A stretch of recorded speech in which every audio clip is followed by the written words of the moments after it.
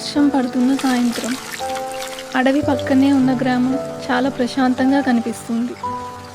చుట్టూ చల్లని గాలి, ప్రశాంతమైన వాతావరణం.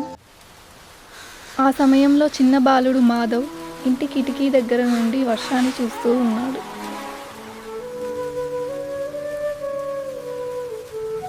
అకస్మాత్తుగా అతని చెవులకు ఒక వేణువు శబ్దం వినిపించింది. అడవిలో జంతువులు కూడా ఆ వేణువు శబ్దాన్ని వింటున్నాయి. ఆ సంగీతం చాలా మధురంగా ఉంది. ఆ వేణువు శబ్దానికి మాధవ్ కళ్ళ నుండి నీళ్లు తెలియకుండానే వస్తున్నాయి. మాధవ్ ఇంత అందమైన వేణువు స్వరం ఎప్పుడూ వినలేదు. మాధవ్ నెమ్మదిగా అడవిలోకి నడవడం ప్రారంభించాడు. శబ్దం ఎక్కడి నుంచి వస్తోంది అని ఆశ్చర్యంతో చుట్టూ చూశాడు. భయం ఉన్న ఆ సంగీతం అతన్ని తన వైపు లాగుతోంది.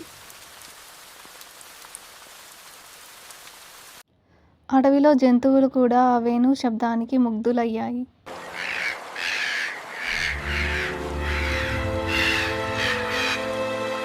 మాధవ్ నడుస్తున్న కొద్దీ ఆ వేణువు శబ్దం దగ్గరవుతోంది.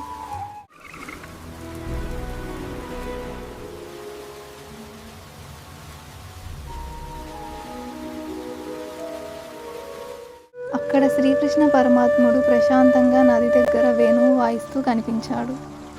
నీలివర్ణం, తలపై నెమలి పింఛం. ఆ వేణువు స్వరంతో అడవి మొత్తం అందంగా, ప్రశాంతంగా మారిపోయింది. మాధవ్ ఆశ్చర్యంతో నిలబడిపోయాడు. తన చిట్టి చేతులతో భగవంతుడిని నమస్కరించుకున్నాడు.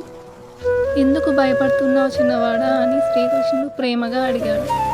మాధవ్ మెల్లగా చెప్పాడు, నేను ఒంటరిగా ఉన్నాననిపించింది అని. అప్పుడు శ్రీకృష్ణుడు చిరునవ్వుతో అన్నాడు, నువ్వు ఎప్పుడూ ఒంటరివి కావు అని. తరువాత శ్రీకృష్ణుడు అదృశ్యమయ్యాడు. మాధవ్ పరిగెత్తుకుంటూ వచ్చాడు. నేలపై ఒక చిన్న నెమలి పింఛం మాత్రమే ఉంది. మాధవ్ ఆ పింఛాన్ని జాగ్రత్తగా చేతిలో పట్టుకొని గ్రామం వైపు నడవడం ప్రారంభించాడు. తన కోసం ఏడుస్తూ వెతుకుతున్న తన అమ్మని కలుస్తాడు.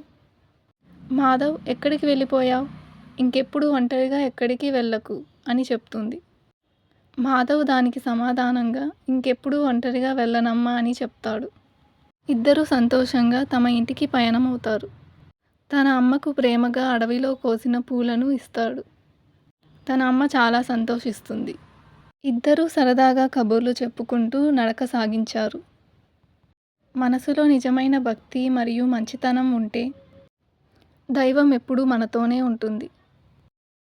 మాధవ్ ఇంటికి వెళ్ళిన తరువాత సంతోషంగా తన తల్లిదండ్రులతో భోజనం చేస్తాడు.